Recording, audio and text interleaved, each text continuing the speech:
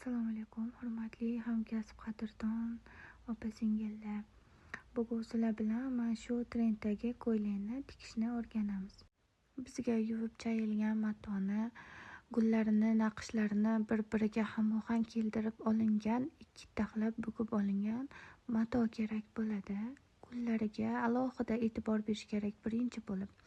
Ana endi matoni yo'nalishiga qaraymiz. Trapetsiya qilib bichib olingan andozamizda gullari, ya'ni mana bu liniyalar tepaga qaragan holatda turibdi.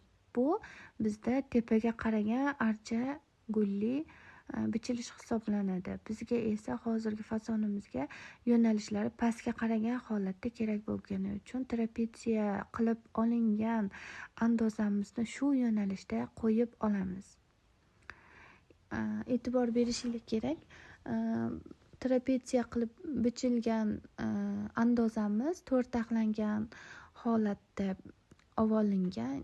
Ana endi shu o'rtada turadigan chizig'i mana shu yerga ko'ndalang holatda turishi kerak bo'ladi va liniyalari ham pastga qaragan holatda mana turibdi.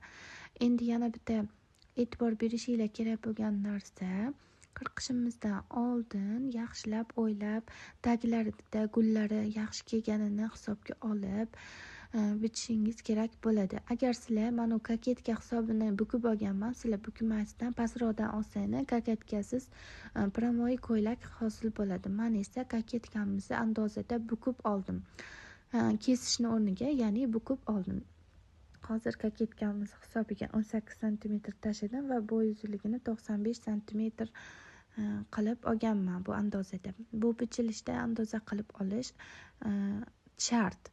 Chunki siz bu andozasiz adashishingiz tayin. Shuning uchun o'zingiz har doim bichadigan pramoy ko'ylakni andozasini olishingiz kerak bo'ladi.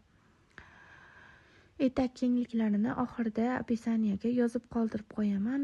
Men kengligini shu yerdan boriga qilib oldim, chunki yonidan olib tashlaganim bilan bu yerdagi matodan hech narsa baribir chiqmasligini bilib kengroq bo'lishini xohladim va mana shu andozamizni matodan ajratib oldim. Ko'rib turibsizlar, mana oldi yoki orqasi hosil bo'lyapti videoda. Etaklarini ham to'g'ri qilib oldim. Iloji boricha keyinchalik ora ishlarini olmaydigan qilib andoza tayyorlab oldim.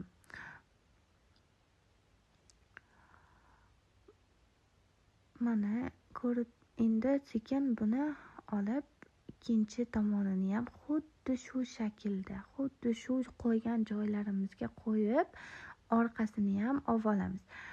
Matoni tejash uchun bir-biriga qarama-qarshi tomondan bichamiz qolgan ko'ylaklarni.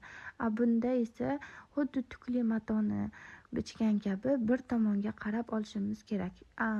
U tomonga qaratib qo'yganimizda liniyalari tepaga qarab qoladi, shoxlari. Shunisiga ham e'tibor berib qo'yishingiz kerak. Shuning uchun ham bu bichimdagi ko'ylakda ko'proq mato ketadi.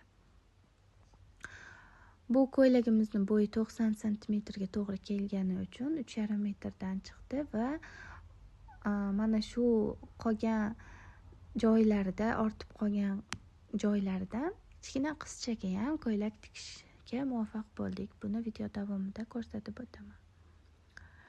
Ana endi buni sekin asta tekshirib ko'ramiz. Andozamizni tayyorlaganimizda kengroq qilib tayyorlab olishingdan maslahat beraman, chunki ba'zida ochib qaraganimizda gullari bir-biriga to'g'ri kelmay qoladi. Shunda biror tomondan olib tashlashga to'g'ri keladi, afsuski. Shunda ko'ylagimiz kichkina bo'lib qoladi.